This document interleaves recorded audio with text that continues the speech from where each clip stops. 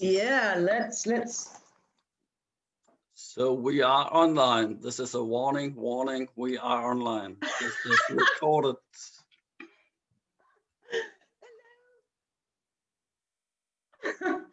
Okay, Christian. So cool. Happy to be here. Yeah, welcome to be here, Kyra. And can you say a few things about yourself? Then I'll find my suggestion list. Absolutely. Okay. So I'm Kyra. I'm officially from England, but I'm living out in Munich at the moment and for quite some time, and I'm in the community here. And today I got my Christmas jumper out for Christian especially. The season is starting. In a good mood. So I have had some improv, friends, most of them improvisers, but because who else would come up with suggestions when you ask for them? But let's see, I think there are about 20 suggestions.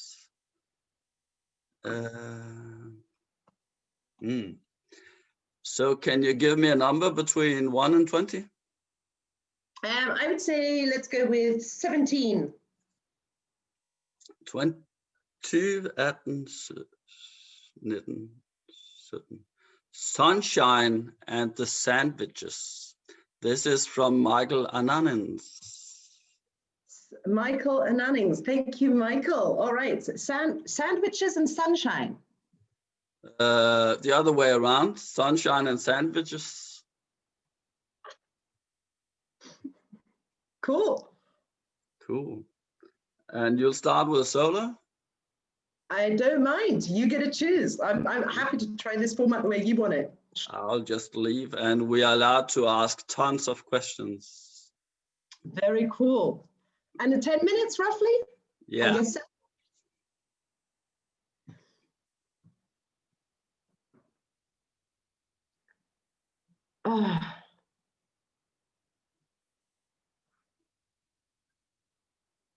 The sun. It's so hot today. It's just melting my skin.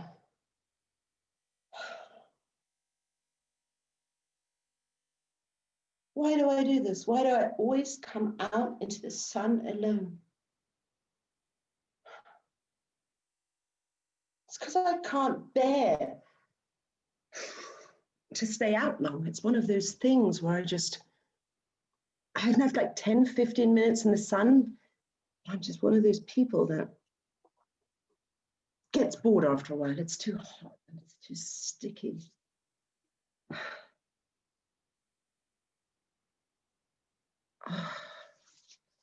Oh God, get some of this crap all over me. At least I don't burn everybody else around here. On this beach, always couples. Families, they're all so happy. Am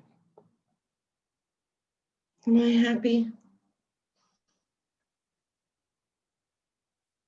Alone?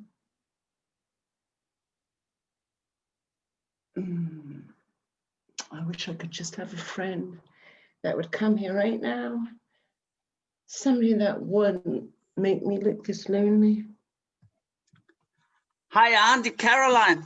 I have a sandwich. Oh my God! You have a sandwich? Oh Robbie. Yeah, we're sitting just over there, and Mama said. Your mom's there. I didn't know all of you were at the beach as well, Robbie. Is that sandwich for me? Yeah. Do you want tuna, or do you want salami? I'll take a salami. Oh, here. Oh my God, that's so thoughtful of you. Oh my God. Are you having a good day at the beach? Are you playing with all your brothers and sisters? Oh, yeah. It's just they're lying down and they're reading books. Mm. and I'm really bored. So Mama sent me over here and said, maybe Caroline will play. Mm-hmm. This is exactly the point. You know, I can't say no to you. Oh, thank you, Auntie. Well, we would invite you over, but you know, Robin and you is. Don't mention it. Don't mention it. It's all right, Robbie. You know, I'm not on best terms with your dad at the moment. I mean, Yeah. You know, he's my brother, but that's adult shit. You know, adult stuff. Why do adults argue?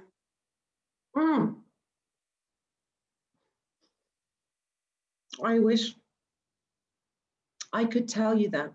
You know, we argue way too much. We argue about everything. We don't play anymore. That's the problem. Adults don't play. It's when they stop playing that they start arguing. Oh. Mm-hmm. So when my siblings don't want to play, it's because they don't like me?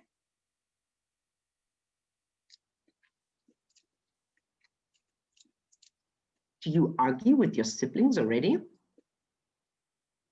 I wish we could argue, but they actually don't really talk to me. Well, Robbie, do you want to argue? You don't want to argue. You don't want to have a fight. Just a fight for fun. That's my Robbie. You want to practice? Yeah.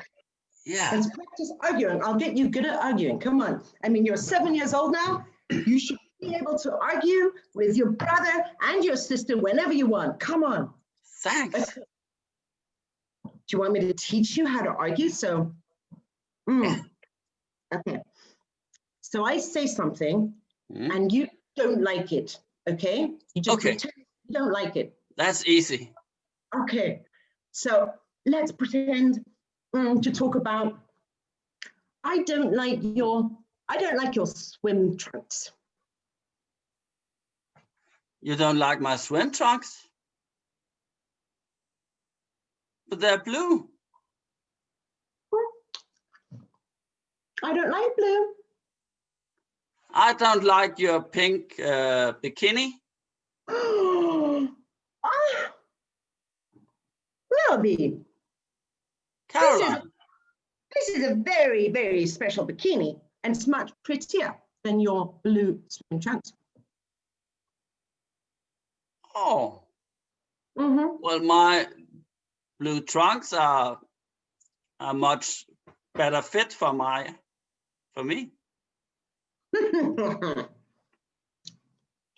Well, you want to fight this out? Who's the prettier one? I have the newest teeth. Well, that makes me pretty, but I'm going to lose my teeth. Well, the front. Oh, are they wobbly? Show them to me. Go on, show me your teeth. Oh, they're almost all 30. Oh my God, they're all second teeth already. Most of them have fallen out. You're getting strong teeth. Oh, thanks. That is making your smile beautiful. Oh, but we should practice arguing, right? Oh, yeah. Okay. Say something that's horrible that I'm upset about. Oh. You're upset about you put grandmother at the old people's home?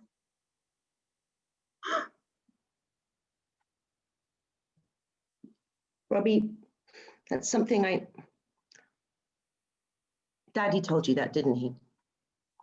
No, I listened when Mama and Daddy talked. I was supposed to be asleep. Look, little Robbie, you did hear that, and it's true. And I know you don't get to see her so often anymore. Is that bothering you? It's bothering me that she used to give me candy and now I don't get candy. But yeah, also that I don't see her. Because she used to live just next door and I could go over there whenever I wanted. You just missing the candy from Grandmama? No, it's also that I can, when I don't know what to do, I can always go over to her. I could. Oh, Robbie, I get that. I understand that. But you know, Grandmama needs help. She's getting old. And she fell over very often, and you weren't there, and nobody was there and didn't see it. So we needed to make sure that she's safe. Yeah. Okay. And if you want candy, I mean, you can ask me. I can bring candy over to you anytime. Oh, could I come and visit you? Well, of course you can. I only live down the street. Yeah. You don't have to visit me as much as you want. That's nice.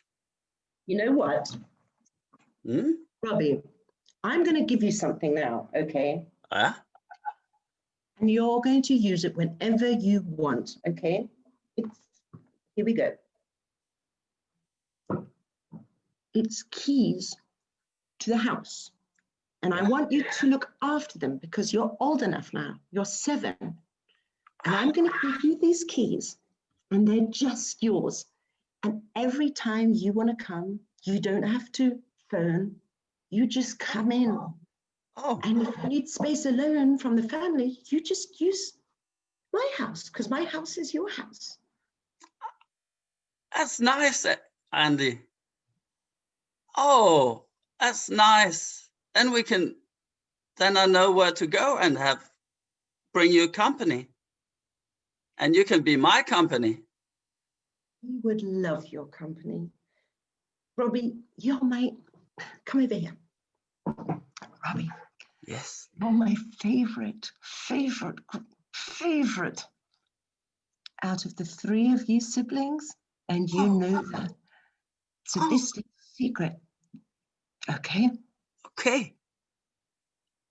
Thank you, Granny, Andy, Caroline. I think I need to run back to my parents now. You do. Now, don't lose that key, okay? Yeah. You don't lose that key. I'll tie it to my short string down here. Yes, you do that. You go back. Yeah. Don't tell our secret that you've got a key. But when you're missing Granny or any other time, you just run down the street and you come and visit. Thanks. Bye-bye, Andy. See you later. See you later.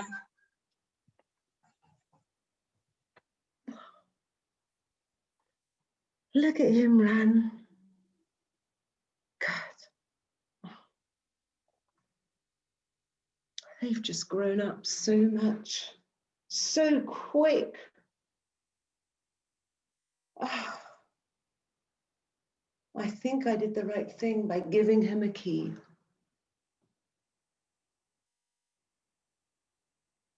I don't want to lose the contact just because I'm arguing with his brother, my brother, his daddy. No, I did the right thing. I want him to be close to me. He's just my favorite little Robbie. So fragile, that child, so fragile. He's so innocent. Popping a question like that, how to argue. How do you teach somebody to argue? Me and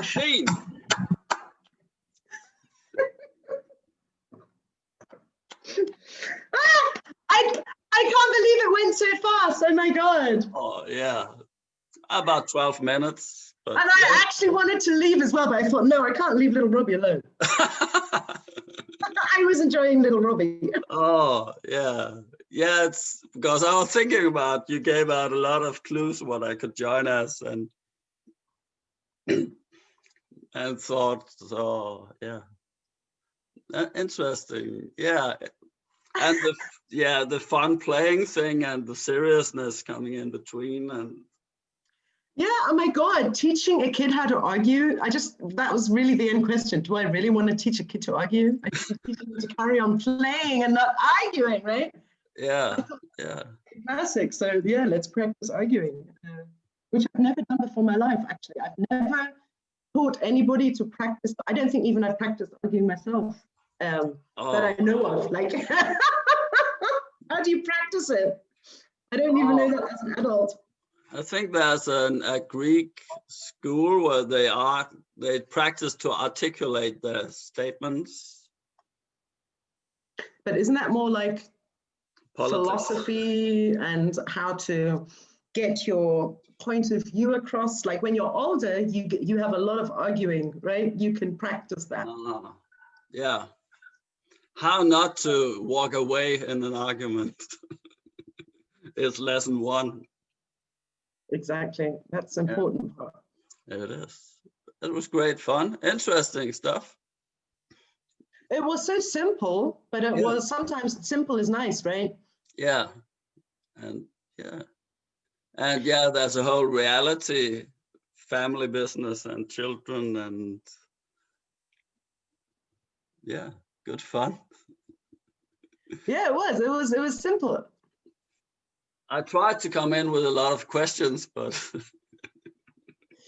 I did too, but it was, you know what was interesting? I noticed you did, and I wanted to, but I didn't feel authentic because at the same time in my head, I was thinking, in my character, I was thinking, if you're the kid, it's natural to have questions. So it's good. You could have like done loads of questions, right? You know the way kids are always like, but why? But I don't get it. What do you mean? Like it's the easiest thing. So I thought you were sort of, you're the kid, you have the questions.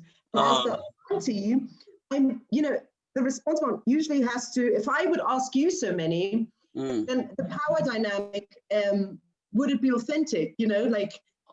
Yeah. And that's what was interesting. I felt like I had to give you more answers or, so it was interesting. I just, in that moment, it was authentic. Thinking back, of course, I could have just challenged you and just but it would have maybe been more funny. It would, but it would break the honor to the scene or to the situation. Yeah, then I would have been too technical. I would have been like too in my head and like, let's make this technical. Let's now do loads of questions just because, but it wouldn't serve the scene. I felt the moment it would have served the scene. Yeah. No. I mean, we can do another one where we bring more questions into it if you want, where we try one where's more questions. Oh yeah, let's just do like a 2-person of the skits. Do we want a suggestion? Yeah, let's have a suggestion where we can play and use as many questions as possible and see still how focused we stay. Yeah. Tell me everything is a good starting point. Oh yeah, tell me everything is a great starting. It's actually from Michael Ananins as well. Oh. He's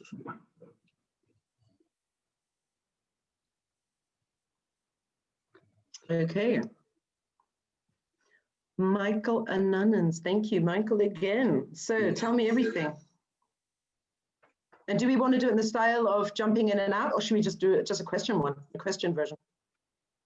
Yeah, just a question version. All right. But actually, whatever. Let's just rock with it. Okay. Let's just rock with it. 3, 2, 1. Improv. So, tell me everything. You really want to know the whole truth? Every single detail? I want to know every single detail. You know that. You can see that. Don't you see that in my face? Is this a control thing again? Do you want to control me? Don't you want to expose yourself to me? Don't you want to expose your emotions to me?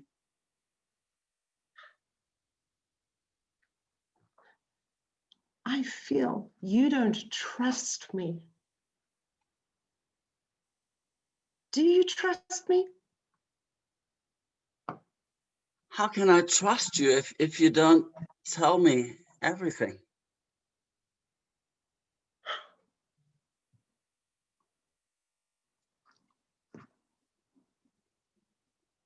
So you want to know every single detail of what I did yesterday, from the moment I woke up till the moment I went to sleep?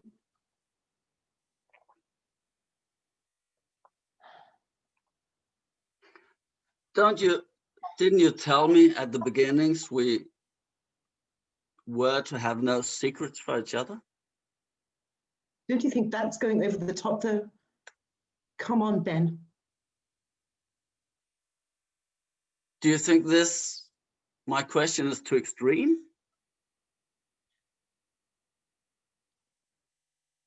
Is it your question or is it your jealousy?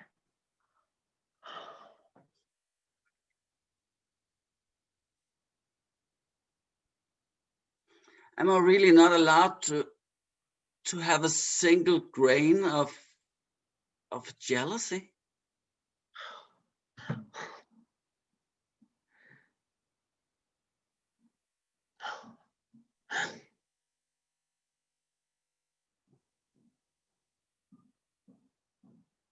Don't you think that your grain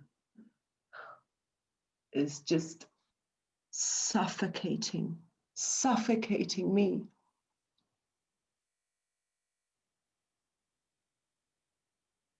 So, do you feel that I'm building a prison with my questions? Well, don't you think locking me up so I can't even get outside is a bit extreme? Is there other ways to get you to tell?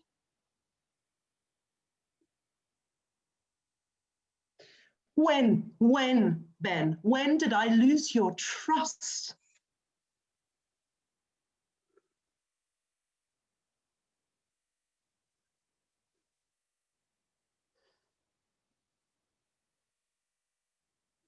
Why did you smile at Jeffrey?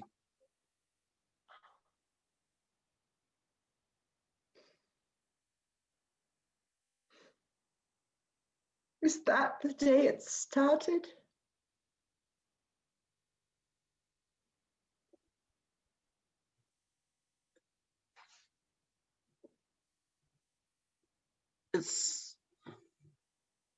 Why didn't you turn back and put a hand on my shoulder to ensure me?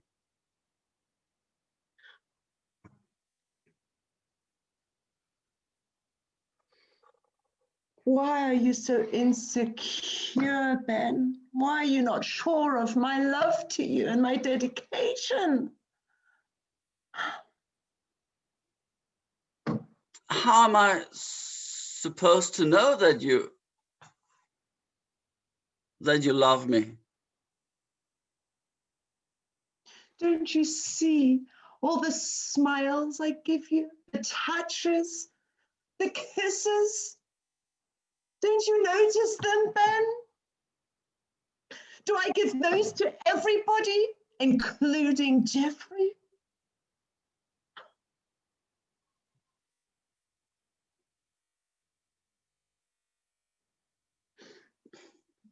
You're right. But why does it feel different?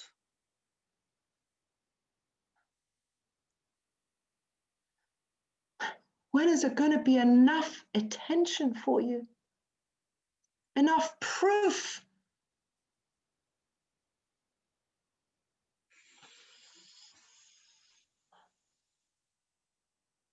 Don't you think you have an issue, a trust issue?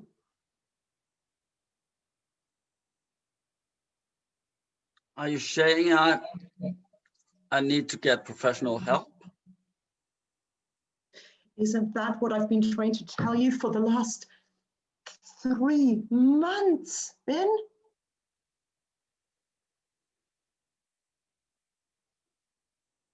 Why didn't you take me seriously?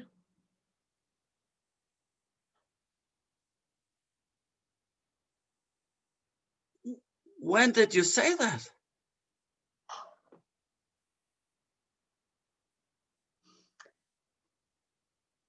every day that you've locked the door behind you when leaving the house, locked me in, didn't you hear me shouting, "You need professional help"?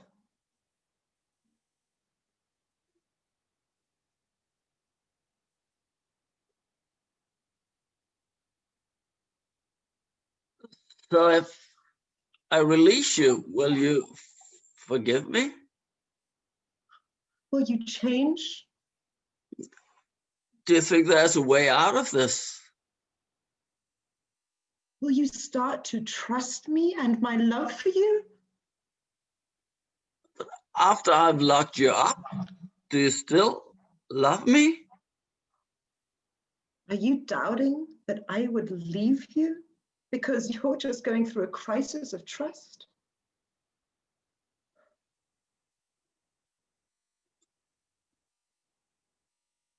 So is there any other way to restart our relationship than if we separate for a while? You want to separate for a while? Why would you talk about separation? Ben, How can I give you back to yourself unless that I separate myself from you? Ben, who says I don't love your golden cage? But just leave that door unlocked so I have a choice to leave and come back. Wouldn't you want this?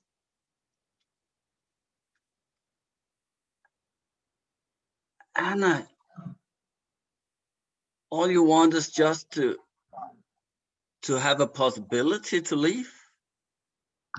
Ben, who doesn't? It's free choice. Who doesn't? But Anna, are you sure that you're not going to stay away?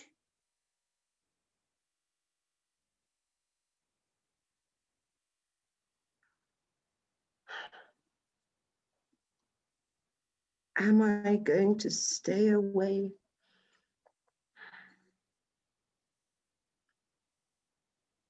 Anna, how can I bury the guilt that I feel for what I've done to you?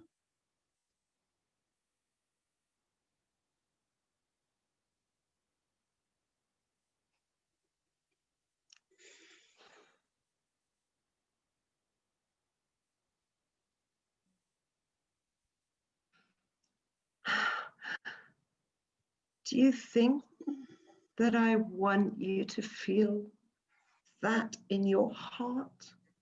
Don't you feel that I am forgiving? Anna, can you take away the guilt feeling from me, and so we can start over? Will you let me try?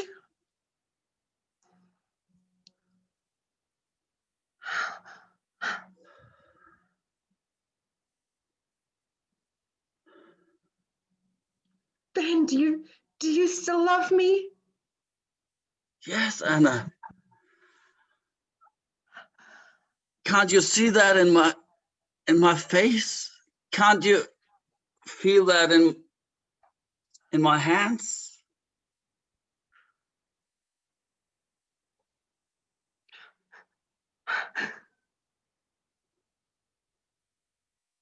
Ben.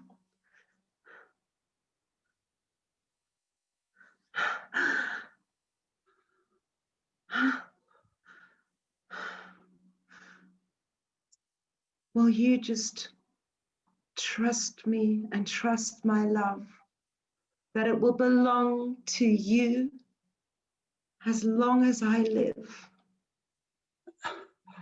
Will you keep forgiving me for all the stupid jealousy that I feel?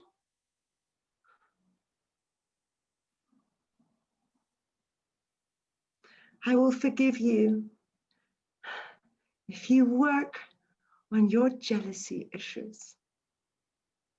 And scene.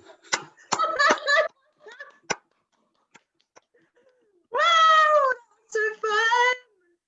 Oh, yeah. Ooh, you were evil. You were locking me up inside. I was like, let's take this. I love the way you handled it, the endowment. Loved it. Oh, yeah. It's. I had at some point. It was just yeah. But yeah, playing with emotion. What was the character? Extremely cool. Yeah, the guilt for harming. I realized, but is there a way out? And yeah, there's a lot of puzzle going But on. I think your character made the right choice, right? Because I think you were at the beginning, and I saw you. Do I want to take that endowment? Do I want to be the jealous type? And then you did, and I think through that came the natural me reaching out to you and showing you, which is always difficult when you don't have loads of text, right? You're doing it sort of in question form. There's only so much information you can filter, but I was trying to show you that I am not going to leave you. Like, this is a safety zone. Yeah, Right? yeah. And that was the building up, because we can't have so much information. That was the build up, which was so beautiful of all your questions are valid, but if you keep trusting me, and if I keep giving you what you need, then we will work this out. Oh, yeah, but in my head, there would always be this, this is a trick to get out of the cage. But that's the point, right? In reality, I believe that. Do you think I would stay with a guy a moment that even locked me up once? Like, that's the beauty of these characters, right? We do things that we wouldn't do in reality, maybe, or wouldn't be authentic. We have that opportunity to dive into character and be like, what happens if I actually stay? What happens if that trust? I mean, it's crazy, right? We're not trying to be realistic. I mean, I don't. Very often in my characters, I try to jump in and explore what I wouldn't do as Kyra, what I wouldn't do as Kyra, what would I do then in that character? How would it feel? Oh, yeah. And that happened quite a lot here, because this character, the jealousy, the smile, not being seen, needing reaffirmment, the whole. But the cage thing is like you, taking it to 100. Exactly. I mean, it was so beautiful, but I'm sure you've never locked somebody up, right? In reality, right? So it was also probably for you quite an emotional challenge to sort of think, oh my God, this, guilt. That was very authentic, right? Guilt is something maybe in both worlds you would feel like as Christian, but also as Ben. Jesus, how could you forgive me? Yeah, how this is not normal, right? And this dilemma that, okay, so if I release you, wouldn't you just run out and tell what I've done? So there's a shame connected to. Yeah, if we would have gone out, maybe we would have explored the shame part. Very interesting. Very. Like admitting what you are really feeling, what's bothering you. About the concept of that's the new world out there. And if you open that door, what will then happen? The control, right? Letting go of that control, that is scary to every human. Doesn't matter what they're going through. So that would have been very beautiful to develop. But interesting to see the two scenes in comparison to each other. It is, isn't it? Because one was this one automatically became so deep. And the sinister kind of, Which I love, right? I'm all about deep and authentic rather than funny and I mean, one's open, right? One's just go with the flow, and a lot more going deep, which is beautiful. Because in the other one you had this thing with the grandma was actually coming out from justification why I could not invite you over to the rest of the family. Right, which I got, right? It made sense. Like, why wouldn't I be over there? Why would they send you over with a sandwich? Because I'm so lonely here, you know? But obviously we had a fight. Otherwise, I would just walk over there. And why wouldn't we be seeing that scene, right? So it's always that justification. Okay, there's been an argument. Obviously, your daddy's my brother, and we've had an argument. What is it about? And then you brought it in, justifying. Well, you got grandma away, you know, you locked her away, and yes. And then I tried to go back into the emotions of yes, but let's not talk about her. Yes, I did. But what is it that you needed from her? What are you missing? And then you came up with a simple and beautiful idea of candy, right? I miss getting candy from her and going over whenever I wanted, like next door. Yeah, actually, I grew up. It was pulled from when my grandfather died 20 years ago. A nephew of maybe he was 4 years old, and the first thing he did was he was told he is not here anymore. So he was too young to understand death and stuff like that. But the first thing he did was he went over to the cabinet where the candy was. Which is so beautiful because, that's the association, right? Yeah. But I grew up 2 houses from my grandfather, so we would just go over there once a day to have a chat and stuff like that. So it's pulled from reality somewhere in the. It's beautiful, and I can associate when I grew up in England, and we had quite a big estate where I grew up, lots of land and a beautiful estate, and we had a neighbor who was living in part of the estate who we rented it to. This was beautiful, lovely old granny. She was actually called Mrs. Smith, and Mrs. Smith was very old. She must have been like 92. She was very skinny, could barely walk, but she was fit. And she was this very aristocratic lady, and everything was always perfect in her part of the house. It was all perfect. We had, as children, all the fruits we wanted because we had orchards and apples and plums. But our favorite thing to do was to ring her doorbell and ask her for Granny Smith apples. That was our sweet, the green Granny Smith, because my mum would only get us like organic apples and take the ones from the orchard. And these Granny Smith were the ones you get in supermarkets. They were just they're not organic. They're very green. They're very perfect. They're very sour. And we just loved that feeling of belonging to this was cool to have a Granny Smith apple. And so that was a sweet for us. So I just can sort of associate with that. She would always give us Granny Smith apples. And the funny thing was she was called Mrs. Smith. So the was there. Yeah, and it's just how we pull stuff in the scenes between. But also the contrast and the emotional picture of the 2 scenes was quite amazing. But I just wonder how the question. We talked about that before. How the premise of the questions dive in and doing it personal, emotional questions. It's becoming it goes deep into relationship or troubled relationships. Well, I think the understanding the power of one question sometimes, or 2 questions is enough in a whole scene if you're doing a normal scene, and then it's always the struggle of the power dynamic, right? Because a child and a grown-up, what is that dynamic? How do I be authentic to it? But also one question can trigger so much truth in you, because what the power of a question is what are you actually feeling? You have a choice now, and you can tell us what's deep, even as a child. And although it might sound very vague at the beginning to say, oh, it's the sweets, I want the sweets, that's so naive but beautiful, that the beauty and the naiveness of the sweets, let's explore that.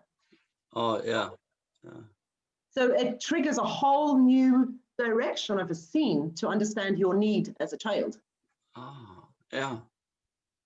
Doesn't matter how naive and beautiful and simple it is.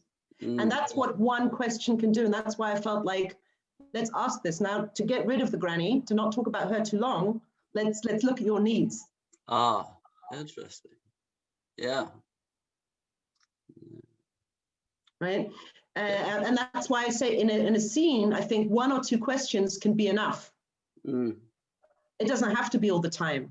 Oh, no, but when we played the question premise for the last, it becomes, yeah, this attacking thing happens. At the beginning, but usually only to understand each other. The premise of the, I think, question game is to know what the stance is from the other person. You have to first attack a little bit to get them out with like what is your guard? Come on, it's like internet. Yeah. What's your point of view? What are you arguing and what are we arguing? And then it gets into, hang on, are we? And then it's more of a natural, after the first punches, I think it comes more to a negotiation part. To get to understand the depth, and then it goes into the constructive part, and that's what I love about it. It's usually very often the same mechanical thing that happens. Yeah, it's the curve of the story. If you had a backbone of a story, it happens naturally, I think, because usually humans want to resolve. They want to understand what. And in the end, I used the questions in the end to ask for forgiveness or ask for resolution.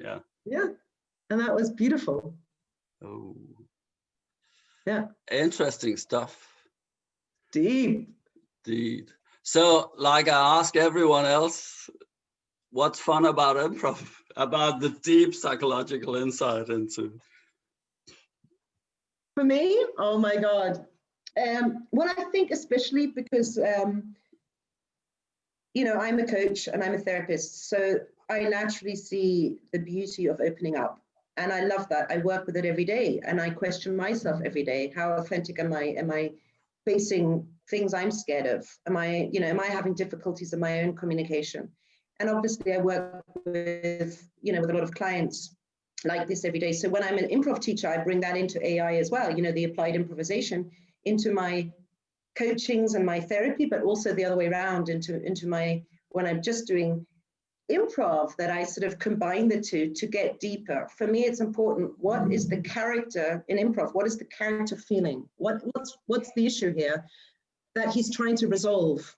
Is there a struggle? Is it a power struggle? Is it not a power struggle? Is it a dynamic between two characters? There's always something going on. We're human. Yeah. And no matter which characters we jump into, I think we make choices that are so quick, but everything has so much potential and it's so beautiful. And somewhere in there's always the why. And why has my partner just said that? This is important. Why has he just made that choice? This is important. Let's make him shine through that. That's always my aim, right? Let's figure it out. If I haven't missed the offer, let's figure this out. Why is that detail important to him? He must have made the decision for some reason. So it's about exploring, I think, and that's what depth is for me. That's what I love about depth. Whereas if you're going for the comedy, it's also lovely. I respect it and I like it and it's fun to watch.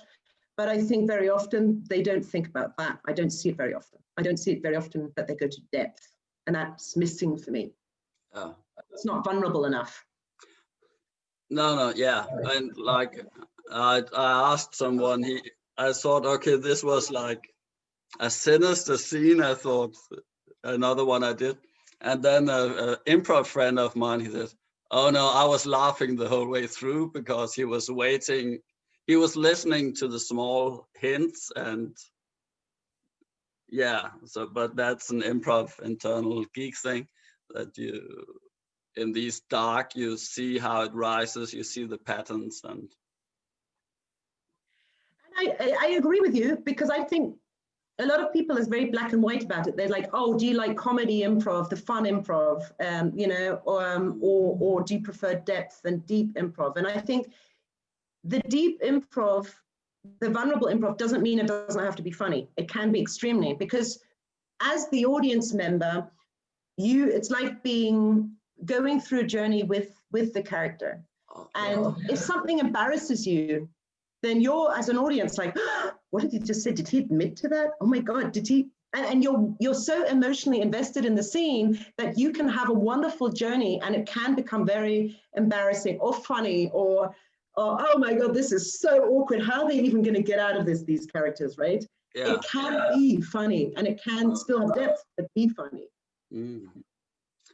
Well, let's say goodbye to the recordings. If someone ever watches us, Yeah, somebody watches this. This was so much fun. It is.